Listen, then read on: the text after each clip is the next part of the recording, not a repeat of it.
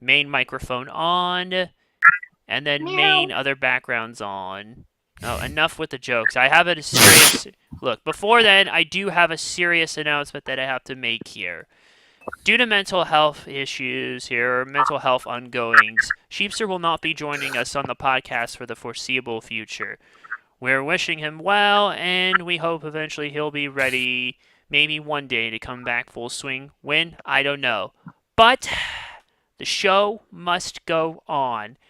And apparently this show is... Okay, can you not undermine the serious moments for just 5 fucking seconds, Jesse? Seriously, I do not appreciate it.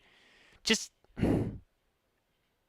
You know what? I'm just going to talk with you about this afterwards when we're done. For now, the show will still go on.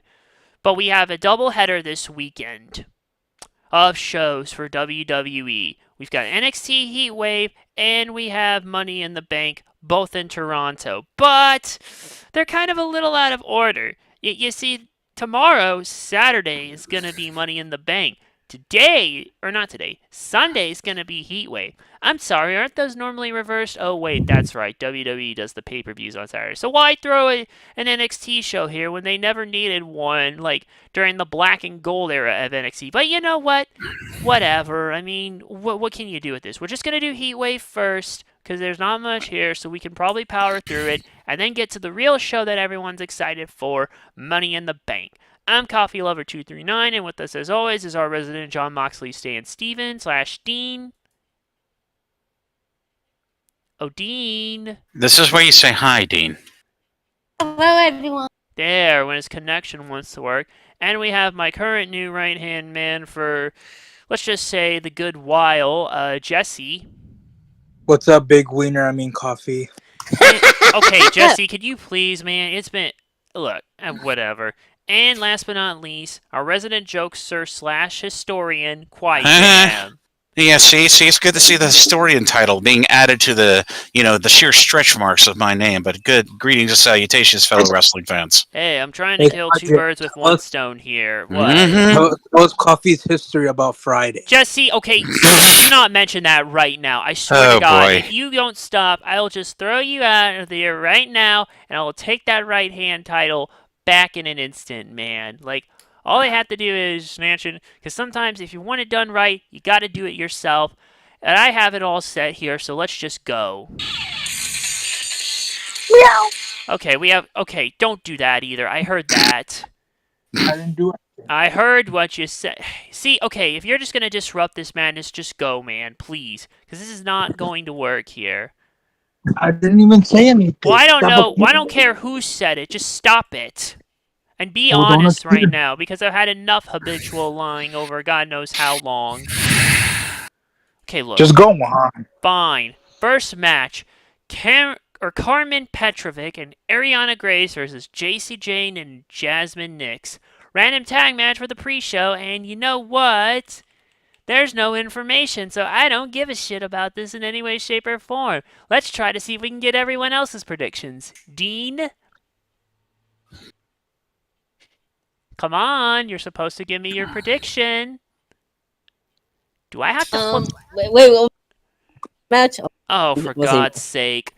Carmen Petrovic and Ariana Grace versus JC Jane and Jasmine Nix. JC Jane's team. JC Jane and Jasmine Nix, then. Now, Jesse. Jasmine Dix and JC Jane. All right, now maybe Quiet Jam can make some sense of this. Look, the team that's got the Jesse in it, because Jesse's kind of a good name. The Jesse? Oh, The Jesse? There is no... Jesse. There's the Jesse tag team. There is... Are you talking about JC Jane and Jasmine? Yeah, that's it. That's the one. Jesse. You know what? I'm going to go with JC Jane and Jasmine Nix as well, just to even it up. But this will be Team JJ at this point. JJ. Coffee, you can't do that. You have to be different than us. No, Jesse. I do what I want to do. And you have yours. You can do what you want to do. But now let's get to the matches that actually matter, I guess. Nathan Frazier and Axiom versus Chase University. Okay, can you stop saying, okay, you're starting to actually really crank it up to 110 after just trying to get back to it. Just because I laughed at one of my Jam's jokes off stream does not mean you need to crank it up to 110 right now. Do you understand me? Go on. Okay, and I Now want I'm- Nathan Frazier. No, hey, I didn't ask you your prediction. I'll ask you when it's your turn. Okay, you're actually starting to piss me off right now, genuinely. You actually are. Like, fucking tone it the fuck down, man. Moving on. Get to the Nathan rundown. Frazier Moving and on. Axiom versus Chase University. Andre Chase and Duke Hudson for the NXT Tag Team Championship. So on the June 18th episode of NXT, it was announced that Nathan Frazier and Axiom would defend NXT Tag Team Championship at Heatwave against the winners of a Tag Team Turmoil match scheduled for the following week's episode. That Turmoil match was won by, well, Chase University, Andre Chase and Duke Hudson. And here we are. So, Dean, I got Nathan Frazier and Axiom. now it's your turn, Jesse. Axiom and Nathan Frazier. And now, Jam. I see no fathomable reason why Chase U should be even booked in anything, yet alone a library, but that's just to satisfy the pun. The Nathan Frazier and Axiom are two of the most overlooked, underrated guys on that roster who continue to be put into the perpetual green room of going nowhere. And I mean, for God's sakes, they're going up against. I mean, I remember when they put them up against the Joe Gacy freaking rabble before they started worshiping white trees like it's Game of Thrones. But I Jack. So this isn't easy. This isn't out of. It's going to be a crazy, fast-paced match. But let's remember, Chase U is such a lazy, boring faction that they got a guy wrestling in a varsity sweater. Okay, in a varsity sweater and a pair of dad shoes. Okay, Mr. Rogers would cringe at those shoes. Okay, but anyway, I Jack. Easy choice. Nathan Frazier and Axiom win. And I agree with that. Nathan Frazier and Axiom for the win. Next is Kalani Jordan versus Sol Ruka for the NXT North American Women's Championship. So at Battleground, Kalani Jordan won a ladder match to win the inaugural NXT Women's North American Championship. And on the June 18th episode of NXT, Jordan complimented Sol Ruka and promised to give her a title match. Ariana Grace interrupted, assuming Jordan was talking about her. So a match between Grace and Ruka was scheduled for the following week, and the winner would face Jordan for the title at Heatwave, which Ruka won. If I could actually speak properly. Not much more to say about this. I think it's a pretty simple setup, like the last match. How dare you, Maxwell? Jesse, stop it. Can you please actually just let me do what I need to do here? And then I will call upon you when it's your turn. First, I gotta call upon Dean. Sol Ruka. Sol Ruka, huh? Now it's your turn, Jesse. Kalani Jordan. Ooh. Not about Jam. I'm going to go with the girl whose first name, when you call it a colonic, sounds like a butt scenario experiment. Okay, so colonic Jordan. So like colonic is basically when they clean your butt with high pressurized water. Wasn't there actually a little subtle under-the-radar joke about that in the live-action Scooby-Doo film? I don't know. You're the one referencing Scooby-Doo here, hey, not I'm pretty me. sure it was, actually, too. Well, have fun with that one with your friends at Comic-Con in the men's room with Dr. Disrespect wanders in the interview. Okay, stop it. But yeah, Kawani, Gianni, Barano, Van Jess Johnson is the winner and stuff. Yeah, I'm just gonna go with Kalani Jordan. Coffee. You're not dying, Dean. Stop it. Okay. Ooh, excuse me. Next match is Obafemi versus Wesley in a last chance match for the NXT North American Championship. And if Femi wins, Lee can never challenge for the title as long as Femi is champion. At Battleground, Obafemi successfully defended the North American Championship in a triple threat match which involved Wesley. Now, wait, who was the other one here?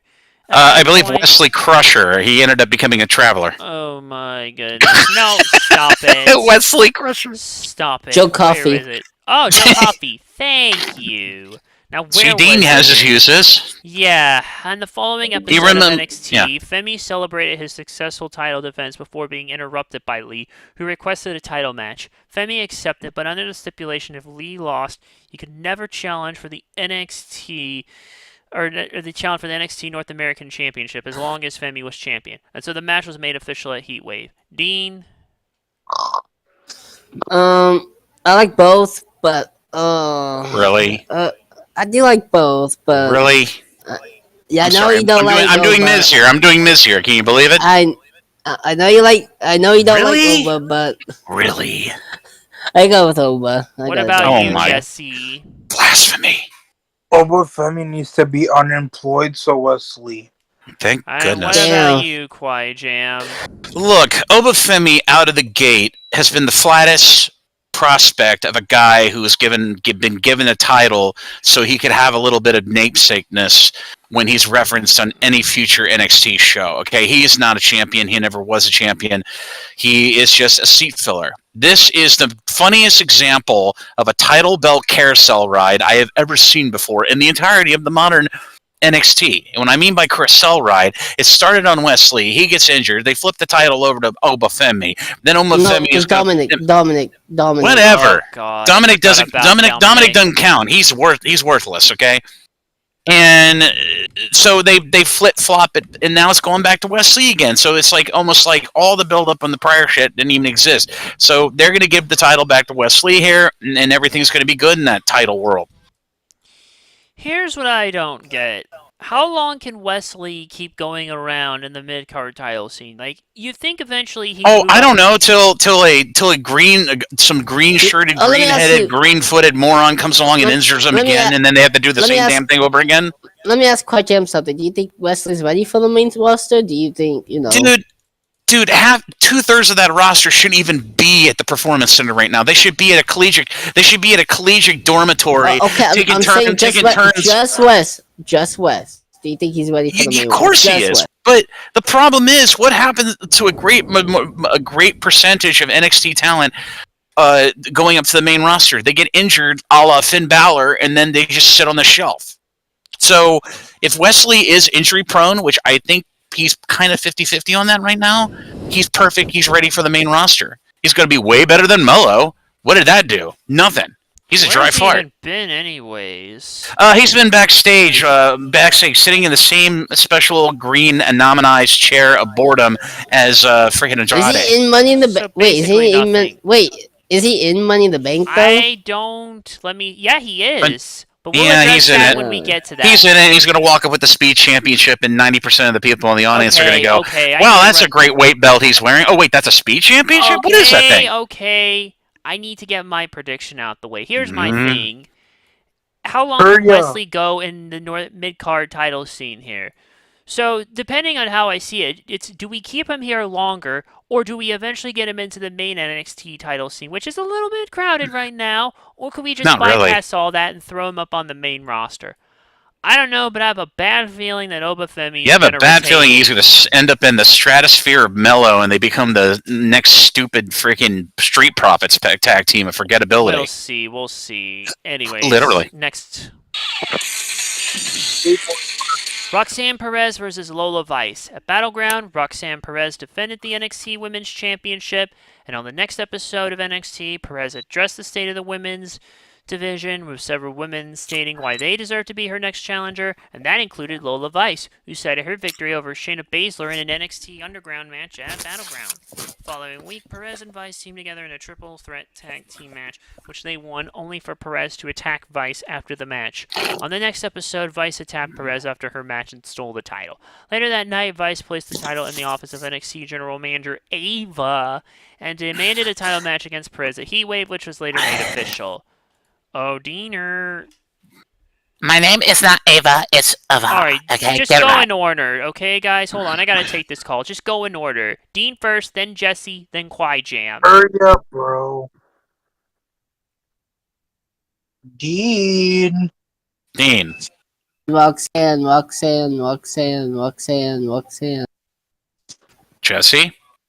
Okay, I say Roxanne wins, and then and then Julia comes out and attacks her. Julia.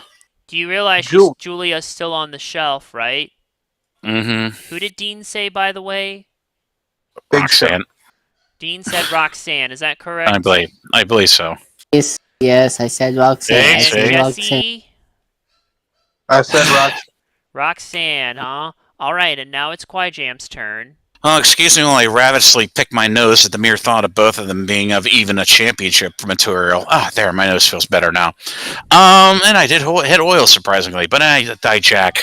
This is just another forgettable participation trophy kind of match, so just give it to Roxanne just because, she's got her first name is a great song by the Police. Clearly, they want Roxanne to be the real deal, especially when she does. Yeah, they want her to be the new Bailey so that she gets chunky by an extra 50 pounds and then everybody forgets about her. No, but donk. In any case, I think they're gonna probably make Roxanne Perez a big deal in NXT, so I think she's gonna retain. Which finally leads us to the main event. Trick Williams versus Javon Evans versus Ethan Page versus Shawn Spears for the NXT Championship. At Battleground on June 9th, Trick Williams defeated Ethan Page to retain the NXT Championship. On the following episode of NXT, SmackDown's undisputed WWE Champion Cody Rhodes announced that Williams would be defending his title at Heatwave against the winner of a 25-man Battle Royale, which was scheduled for the next week's episode. Hold on, I'm not done here.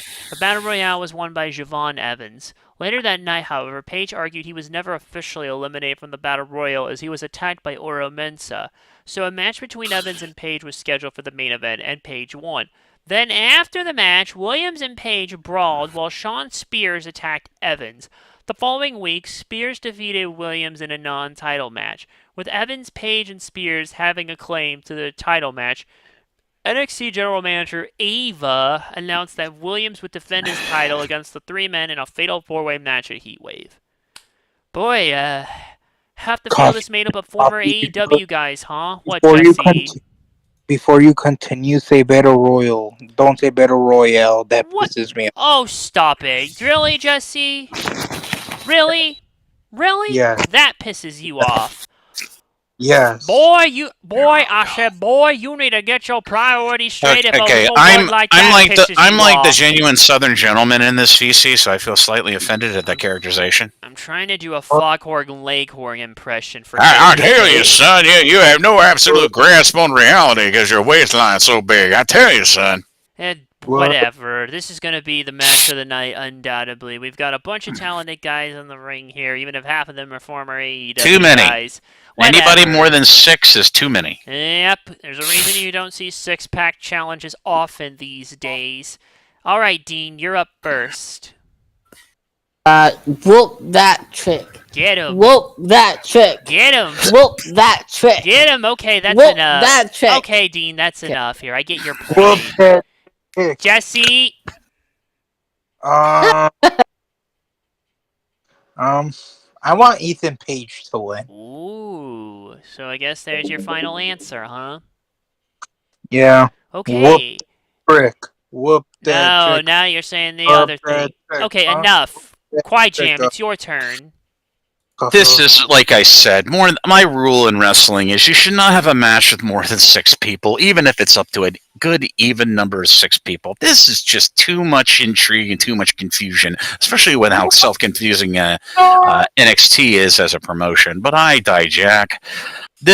I think the 2 guys is gonna come down to, with everyone else down and out, it's gonna be obviously Ethan Page and Trick. And I think I honestly think Ethan Page will be the leading heel going forward into this promotion, and everything will be right in that promotion. So I say Trick retains because he is the strongest right now. I mean, if you want to make him a big deal, I don't see why you don't keep it on him. So I'm going to go with Trick Williams. I'm sure the others, at least Ethan Page, will get his in due time. But for now, this is how it's going to be. So, now that we've got the cool-down show out of the way, let's go to the actual show you're all really excited about. Money in the Bank. 2 matches of the same kind, one for men, one for women. Last Chance World Heavyweight Championship match. We got an Intercontinental title match, a big old random 6-man tag fulfilling the story that Jesse loves to salivate over. You know, they really wanted to make this funny. They would have had Michael Cole booked in a Money in the Bank match with the Wyatt Six, and they don't get a suitcase. They just go up try to get the VHS tape. Nope. Oh, you know what I mean? By the way, I should mention as well that this event is actually going to be hosted by WWE Hall of Famer and Toronto native Trish Stratus. Not that really hosting an event like here, or any WWE pay-per-view for that matter, makes a real difference in the long run, even if Trish is regarded as one of the goats of women's wrestling. But we've got other matches to cover right now, so let's not waste Isn't any it Goatette time. rather than Goat? Oh, whatever. It's gotta be They're a Goatette. all goats. Like, I'm just thinking of, Good Burger, but instead of dudes, it's goats. Alright, let's go. This is our first one. It's the Men's Championship Money in the Bank ladder match contract. You know the deal, how it works. Men's Money in the Bank. Jey Uso, Carmelo Hayes, Andrade, Chad Gable, LA Knight, yeah! And Drew McIntyre. Oh boy, oh boy, oh boy. So all the qualifying matches for the men's Money in the Bank match began on the June 17th episode of Raw, and they were held as a series of 6 triple threat matches with 3 on Raw and 3 on SmackDown. Jey Uso won the first, defeated Finn Balor and Rey Mysterio. And on the June 21st episode of SmackDown, Carmelo Hayes won his triple threat against Randy Orton and Tama Tonga, and Andrade won his by defeating Grayson Waller and Kevin Owens. The second spot from Raw was earned by Chad Gable, who defeated Braun Strowman and Bronson Reed on the June 24th episode of Raw. SmackDown's final spot was won by LA Knight, who defeated Logan Paul and Santos Escobar on the June 28th episode of SmackDown, followed by Drew McIntyre claiming Raw's final spot by defeating Sheamus and Ilya Dragunov on the July 1st episode of Raw in a hell of a match. And here we are. So the way I see it going into here, there's a ton of potential here. What? Go on, just go on. Ay, ay, ay. So the way I see it with this match, there's a whole bunch of different possibilities. Unfortunately, I have to rule out half the field right off the bat. In LA Knight, because he's probably going to face Logan Paul for the US title at SummerSlam and win it. I have to rule out Andrade because I don't see him doing much, unfortunately. And Carmelo Hayes because we still have to give time to build him up here. So that only leaves 3 people I'm looking at. Jey Uso, who they are doing quite a bit of promotion with, as you can saw from the poster earlier with Yeet in the bank. You know that's going to move some merch. What? Yeet that trick. Okay, Jesse, calm down. We also still have Chad Gable in the mix as well, who potentially could use this to his advantage and further his Intercontinental title story, since we now are allowing cash-ins for mid-card titles. And let's be honest, the World Championships aren't really going to change. And who is? And I mean, come on, they've got like the weakest guy they could put in the Intercontinental. So hello. And then there's Drew McIntyre, who is really, really eager badly for a title, but cannot just seem to escape the bad luck that one Bill Phil brings his way. And so each of these guys, if they win, I think some of them have potential. I think the 2 most that have the potential really are Chad Gable and Drew McIntyre. So I'm ruling Jey Uso out for this, and it's... Wow. Stop it, man. Wow. It's not like he even needs a title right now. He's still over like Rover. I mean, it looks like Chad Gable doesn't need a title either. But hey. First of all, he should have fucking been in the damn match. Yeah, but Gable's got a target on his back from the Wyatt Six right now, so consider that. Oh yeah, he does. He's a target of the Wyatt Six, and not any other wrestler has been targeted yet in the 3 weeks that they have been doing the debut, aka VHS tapes of Bo and Howdy. But who's to say he still doesn't? What? Speaking of targets, coffee shops at Target. No, I don't, Jesse. Shut up. Seriously, he's got a heck of a great Circle Square card from there, too. No, okay, both of you, stop it. Wait, what's wrong with Target? Look, I didn't say It's where attractive white people go to browse or not buy anything. Okay, let me get back to my point, please. So, look, the way I see it, Chet, if y'all would stop dawdling, I wouldn't have to be rushed. Okay, so the way I see it, Drew McIntyre's probably the most likely of the bunch, but Chad Gable also has his own possibility. And then if you put the Wyatt Six in the mix, it's potentially Well, who knows what could happen from that? I'm not really sure. Somebody's definitely going to have more to drink tonight, I can tell you that much. Might not be me. Dean, stop it. When it's your turn, I'll Didn't call say on anything. you. I didn't say anything. Please, I've had enough habitual lying from some people. Jesse, stop. I'm sorry, I'm eating, okay? Well, mute yourself when you're eating, bruh. Alright, Dean, Cubby! Dean, now it's your turn, okay? I got John Cena. Okay, you need to be fucking honest right now, or I throw you out and I finish No, you mean this. the prototype, not John Cena. If y'all want to keep being a bunch of jokers, I'll just throw you out one at a time, basically, Golly. and just finish it myself. Okay, now pick an actual fine. guess. Let me think. Oh, that's I'll go really with- hard for you, Dean. I go Jay Uso. Ooh, alright. Drew. I'm sorry, Drew. Oh, I'm okay, I see. What about you, Jesse? Jey Uso. Now, why don't you enlighten us, Qui-Jam? All right, Jey Uso is being used as a diversion here in this whole thing. Jey Uso, first he gets the Fireflies, and he's a diversion. They start saying, "Oh, you stole the Fireflies," and then Jey comes out and goes, "No, I'm giving them back to the Wyatt Sixes." You look at Drew McIntyre. You look at Chad Gable. Who has the more interesting storyline coming out of potentially winning this thing? That's a question you ask yourself. All right, you got Drew McIntyre being constantly hunted down and spectered by CM Punk, who we don't even know is healthy for a match on TV or a future pay-per-view. Not gonna But stop him from Chad starting Gable- over. Chad Gable seems to be the guy that they're putting all their creative eggs in the basket of right now. That can be said without any certainty. Okay, not to mention the Wyatt Sixes are targeting him in two separate occasions, leading into the VHS tape acquisitions to Michael Cole and the TV truck and what have you. Logic would dictate that Chad Gable winning the Money in the Bank would be an opportunity for him, but also an opportunity for the very fucking people that are haunting him right now, and potentially maybe stealing the suitcase. Ooh, So that's what they're doing here with the Wyatt Six, man. They're not just they're targeting people that are epitomized the word family or family reasonably with a family, aka Alpha Academy.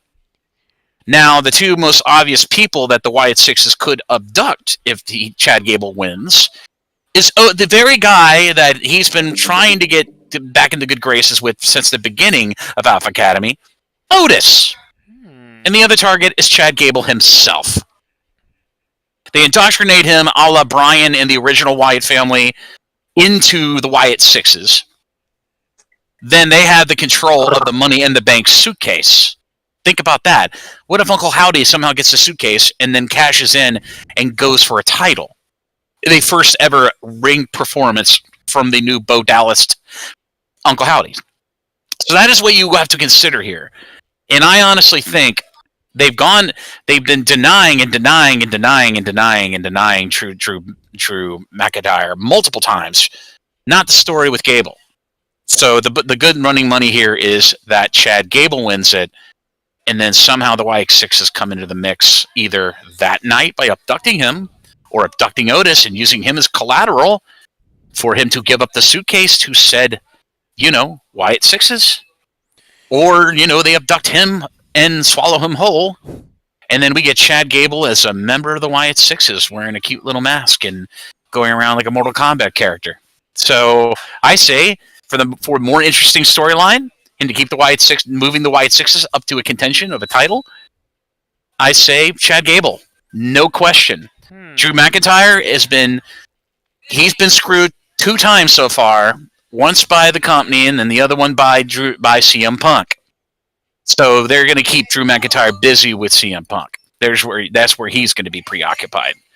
So Chad Gable wins the bloody thing. So the way I see it, the Money in the Bank briefcase could benefit both of those two guys in any way. Of course they did. But I'm saying is the more interesting storyline to come out of it, which has got more of the mainstream attention of the WWE universe, is the Wyatt Six stuff. Is the Wyatt Sixes, and Chad Gable is the only guy they're targeting right now. All right, so here's where I think this comes down to. If CM Punk is even healthy enough to fully come We back. can still just come out and cost Drew again, and then this will lead into a boil-up match at SummerSlam if he's healthy but we by then. really want to boil it up. We really, really want to boil him up and get that hypocrisy thing going, you know. So I think it could Next help Drew match. in that regard, but that will depend on CM Punk's status if they can even have a match at SummerSlam. If that's the case, it's probably going to be Drew. Wait. Do you mean SummerSlam? Dean, please let that die. It's had enough. Stop it. Okay, so look, if Punk is healthy enough, I say they give it to Drew and use it to further that thing. But if he's not, or they decide to just have him cost them, like, in the middle of the match, then I could probably see Chad Gable winning it. But if Drew, here's the problem with Drew, though. You know, the stupidest thing he's going to do is not go for a medium belt with that suitcase. He's going to end up riding that suitcase until he can go for the world title, and then he gets screwed again by Punk. Yeah, that's your more extended program. Yeah, and that's the thing that actually funnels it further, unless they decide to do it on the same night as Money in the Bank. Mm-hmm. So, like I said, money it's in going the bank. to. Hey, Dean, tell me what you bank. calm the I hell got the down. money in the bank. Dean, calm the. Okay, I am not going to tolerate this shit anymore here. Okay. Look, if Punk is actually healthy enough and they can do that plan there, sure, Drew. Otherwise, I think I'm going to go with Chad Gable on this one. Mm-hmm. All right, and next one. Now it's the women's turn. We have Io Sky, Chelsea Green, Lyra Valkyria, Tiffany Stratton, Naomi, and Zoe Stark. And no, I'm not going to say Chelsea Green with the Valley Girls style accent because I can't do it properly. So, the qualifying matches for women's... Wait. Maybe you can't do it, but Cryjam can. No. Look, when it comes to Valley Girls, even I have a limit to my female voices. Damn it, Jesse. I didn't ask you. I can say... No, I can say good. Chelsea Green. Nobody asked you to. When I call on you, I will call on you when it's your turn. Now let me run this down. Qualifying women's Money in the Bank ladder matches begin on the June 17th episode of Raw. Again, 6 triple threat matches, 3 on Raw, 3 on SmackDown. Io Sky got the first spot by defeating Kiana James and Zelina Vega. Chelsea Green became the first from SmackDown by defeating Bianca Belair and Mia Yim on the June 21st episode of SmackDown. June 24th episode of Raw, Lyra Valkyria defeated Kairi Sane and Shayna Baszler to qualify from Raw.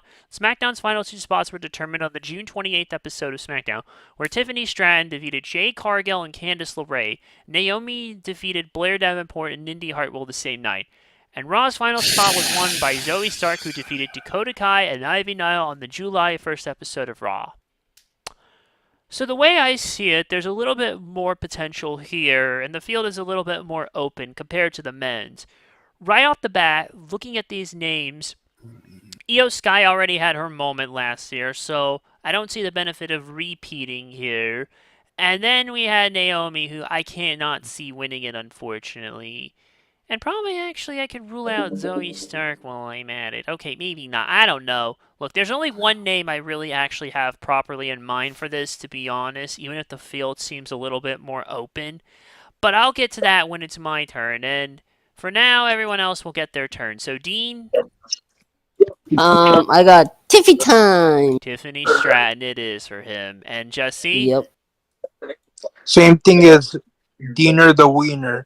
Tippy time. Yeah, and now Quiet Jam. Hey. This is as I will confirm with what Coffee just masterfully pointed out. This is the most wide open Money in the Bank match of the two genders. Likes massive things. Okay. Jesse, please. Anyway. The only woman out of all these women that were listed that is over like Beethoven and was the second beneficiary of literally coming out of NXT to the main roster and already being over and getting a catchphrase and getting a moniker and actually being a great wrestler is the only person who should win this. Tiffany frickin' Stratton, dude. Goes without debate. Looks like we're all in unanimous agreement for this one. I'm going with Tiffany Stratton as well. No ands, ifs, or buts about it. Chelsea Green. Stop it. This woman is going to be a big deal on the main roster, so there you go.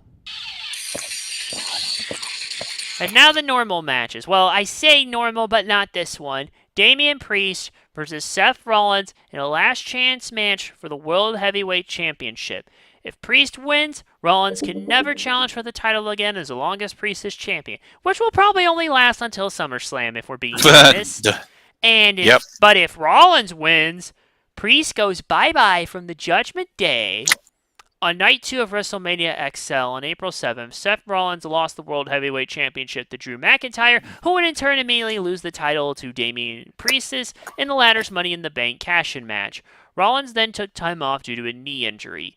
He made his return on the June 17th episode of Raw and stated his intentions to reclaim the title.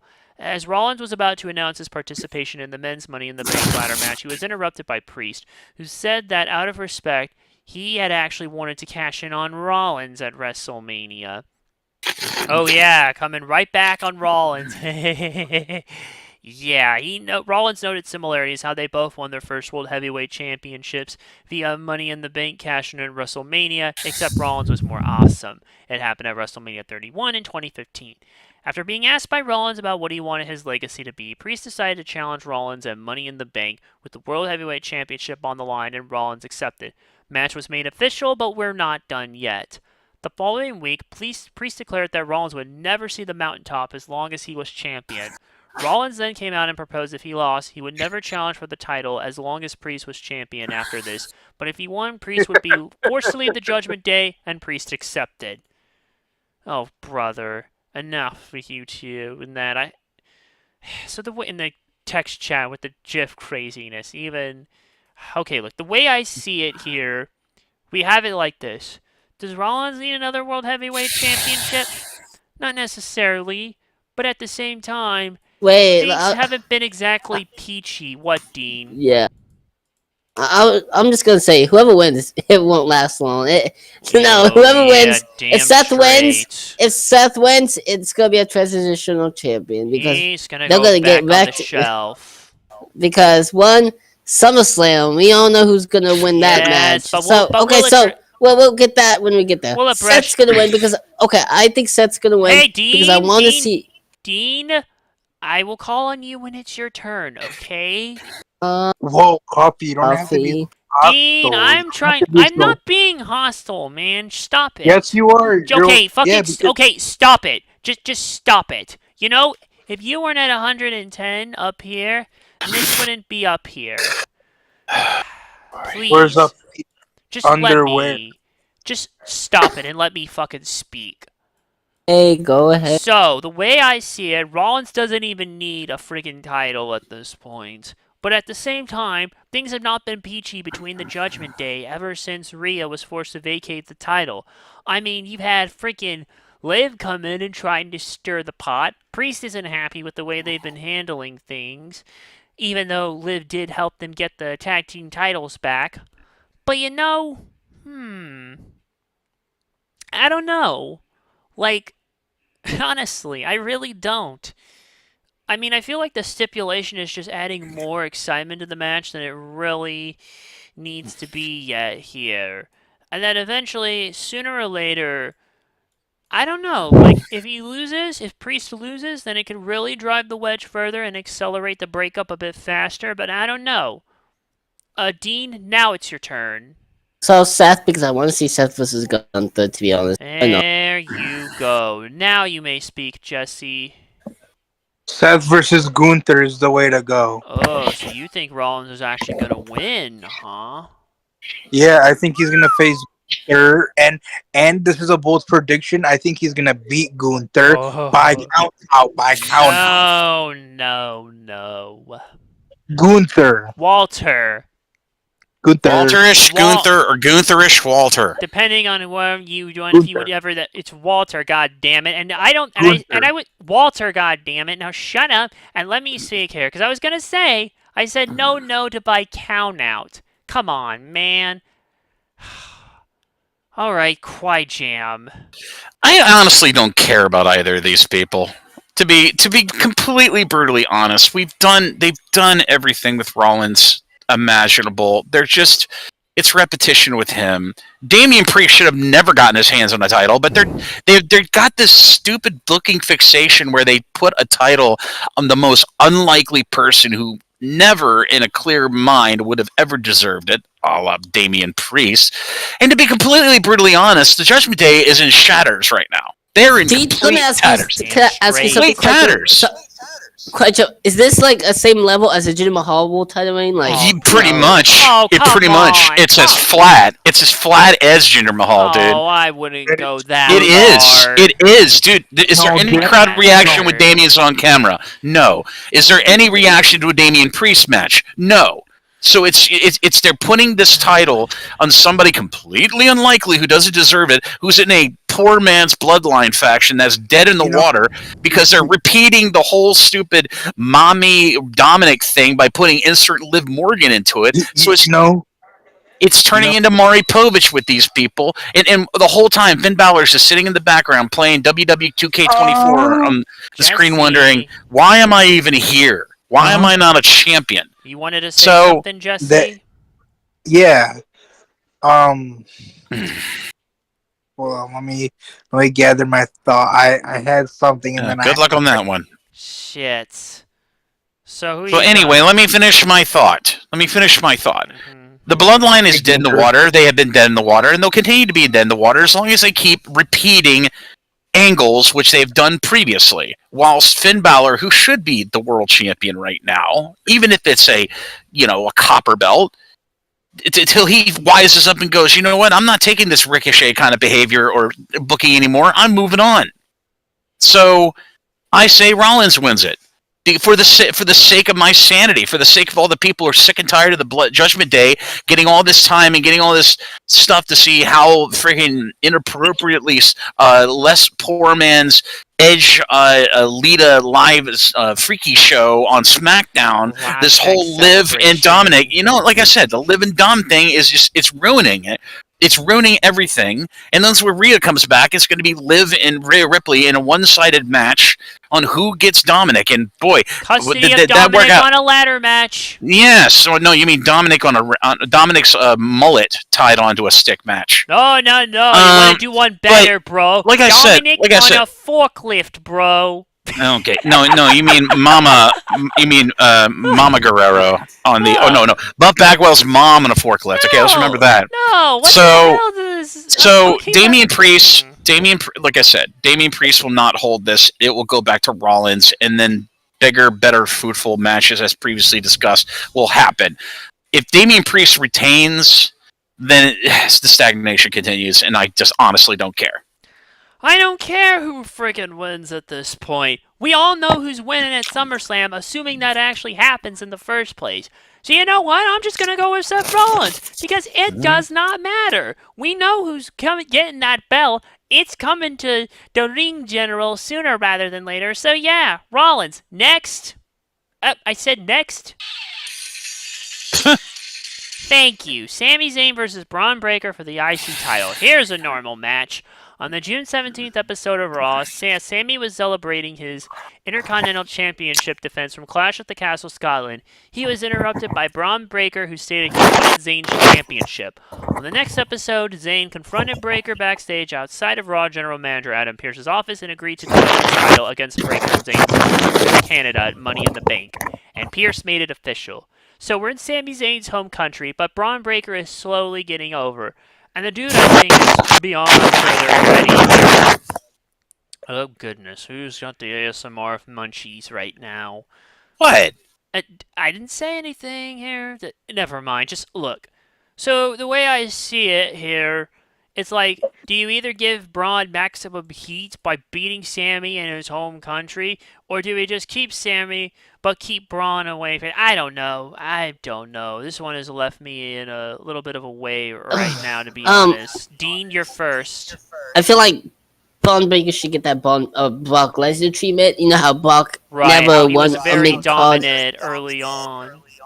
He never won a mid-card belt, right? He only won the World Championship. So I want Braun Breaker to win. But at the same time, let Sami win and go. Braun wins the World Championship. He gets that Brock Lesnar treatment. Well, yeah, you're right. He never won a mid-card title. So you gonna go with Sami Zayn, or? Yeah, I'm going with Sami. Alright, what about you, Jesse? Sami Zayn, but by DQ. Oh, you think Braun's gonna pull some shit? Yes, he's gonna fuck shit up. Okay. Something you can't do. Hey, stop it. You just haven't gotten to that point yet. Now, Quiet Jam. This is frankly another match that just makes no absolute sense. This is another stupid booking where either party, Sami Zayn is literally just a participation trophy. He's a seat filler. That's all he is. Not saying and not knocking all of the stuff that he's done in WWE, but come on, KO's got better cohesive treatment from this company than Sami Zayn ever did. And I mean, he's getting already. KO's already getting comparisons to Stone Cold. What is Sami Zayn going to get comparisons to? An IED bomber? Anyway, I digress. Braun Breaker should have never been in consideration for a title, given how he is literally turning into Braun Strowman from a year ago. That is, he has no character, no presence, no nothing, and he runs around the ring like Thomas the Tank Engine, looking for people to clothesline down and wait for the Benny Hill music to be played in the background. Braun Breaker should not even be in any title contention, but this is WWE talking about. You can be in title contention if you use the bathroom properly. So did Big Show. But like I said, this is an asinine kind of booking. This is completely asinine. This is the stupidest. This is something a kid working a Down syndrome kid would come up with. Okay, this is stupid. This is idiotic. This is infantilely stupid. Did I say enough adjectives about impotence? Okay. Well, you keep it on Sami Zayn till the next guy comes along and gets it. Because Braun Breaker, Jesus, much like his ring gear, unremarkable, same neon pink, and all he's going to do is do his softcore Braun Strowman at ringside, and of course run into a ring steps like he always does. So Sami Zayn retains, and nobody cares about either of them anymore. You know what? I do think that it probably might be just a wee bit early to give Braun a title. Probably not here, but eventually at some point. It's way bit early to even have him on the main roster at this point because he's literally not changed since NXT. I wouldn't it's the same thing. I wouldn't go that far. Call him Steiner. Have him roll over people like Goldberg. Then talk to me about a title shot. Yeah. Only then. Then. You know what? I'm just gonna go with Sami on this one. And thus we go to the last match. It's a 6-man tag match. We have Cody Rhodes, Randy Orton, and Kevin Owens versus the Bloodline. Any three of Solo Sikoa, Tama Tonga, Tonga Loa, and Jacob Fatu. Alright, I gotta ask Jesse his prediction first because he's gotta go here. So, Jesse, who you got? The Bloodline, but what? there's gonna be a fourth man that comes in and saves them, and his name is John Cena. Stop it! Stop it! Do you really think John Cena saves the? Yeah, or Roman Reigns comes out. John Cena saves the Bloodline. No, not the Bloodline. He saves the good guys. Yes. So the Bloodline wins. He means the locker room leaders. So let me clarify this. You say the Bloodline's gonna win, and in the post-match beatdown, someone will come in and save the not the Bloodline, the good guys. Hold on, or it might be Uso and Roman Reigns that return. Jey Uso is in the. Don't you mean Jimmy? I said Jimmy. Jim, wrestle with Jimmy. Okay, look, man, I got your prediction in here. You're free to go now. I said Jimmy. Sorry, it sounded more like Jay. Look, the Usos are going to be something that comes down. Okay, look, the Usos are something that comes. Okay? Yeah, okay. There we go. Just let him go, please. He had to go somewhere. Now I'll read the background and we'll finish this here proper. In April, Solo Sikoa became the de facto leader of the Bloodline after Roman Reigns lost the undisputed WWE Championship to Cody Rhodes on Night 2 of WrestleMania XL, with Reigns subsequently taking a hiatus. On the following SmackDown, Sikoa introduced Tama Tonga as the newest addition to the group. During this time, Kevin Owens and Randy Orton, who had their own respective issues with the Bloodline, began to team up against the stable at Backlash France, but the Bloodline's newest member, Tonga Loa, helped Tama and Sikoa defeat Owens and Orton in a street fight match. Orton and Owens then continued to be involved in numerous matches against members of the Bloodline, and after Rhodes defended the undisputed WWE Championship at Clash at the Castle Scotland, he was attacked by the Bloodline, with Orton and Owens making the save. On the following episode of SmackDown, Orton and Tama competed in the Money in the Bank qualifying match, but despite Loa's interference, they lost. Later, Owens was attacked by Tama and Loa, which also cost him a qualifying match. Also that same night, a non-title match between Sikoa and Rhodes ended in a no contest after another interference from the Bloodline. Owens and Orton tried to save Rhodes, but they were all attacked by another new Bloodline member, the debuting Jacob Fatu. On June 24th, the six-man tag team match pitting the Bloodline against Rhodes, Owens, and Orton was announced for Money in the Bank. So, Dean, you're first.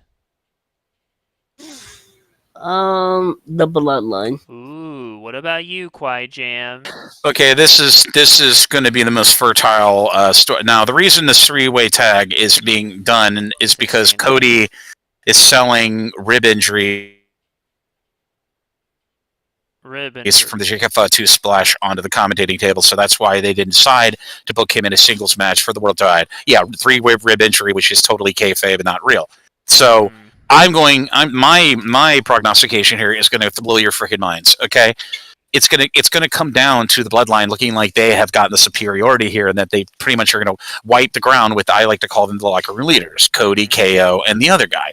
Okay, but here's what happens: the wise man comes out and declares the tribal chief has returned sometime during the match, and Roman hits the ring from the reverse direction, and of course the ref gets bumped in this whole melee. Okay, ref gets bumped by either Bloodline or by the locker room leaders.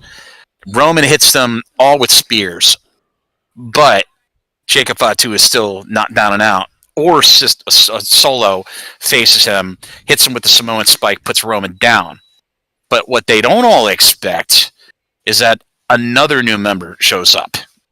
The Hikuleo from New Japan Pro Wrestling has aligned himself with Roman, the true tribal chief, and he comes in there and he lays waste to Solo Sikoa and anybody else that is not down and out.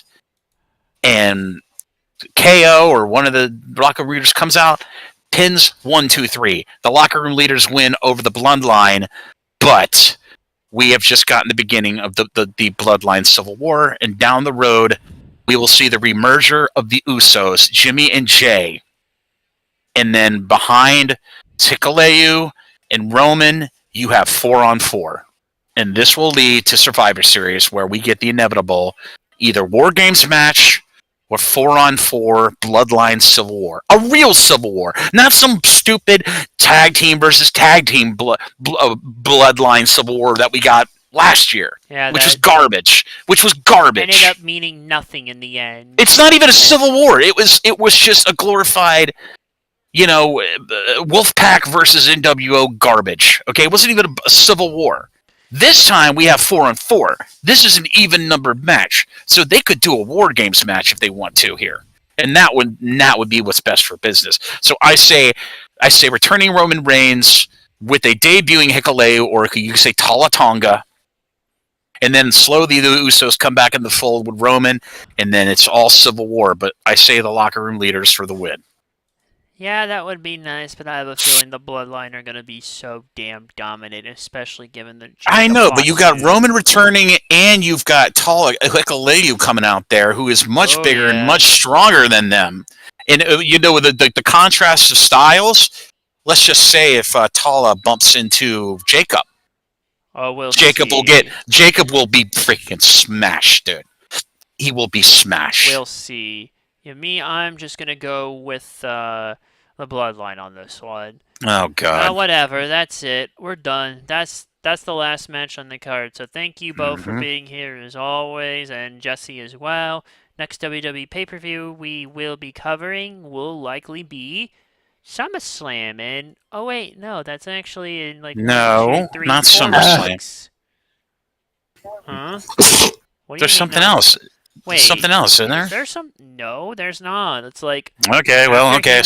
After this weekend, we have SummerSlam. So yeah, That's on the WWE front. That's not for another 4 weeks. As for the AEW front, All in. Let me It's make All sure. in Wembley is in August, isn't it? Yeah, also believe- in August, but that's later in the month. And don't forget, It also by the way, lands on my birthday. Also to Nice. note, we have G1 Climax 34 starting in September. So New Japan Pro Wrestling, G1 Climax 34. Oh, don't forget, by the way, yeah, Bash in And Berlin. Takeshita of AEW is representing the Callis family in that, Wow. so keep your eye on him. And don't forget, yeah, we'll have Bash in Berlin not long after All In. But look, we'll address all of that when we get to it. So with that, I should say, we'll see you all next time. So take care of yourselves and each other. Thanks for watching, and good night, everybody. And tweak your nipples when you're happy. Stop it, Quiet Jam.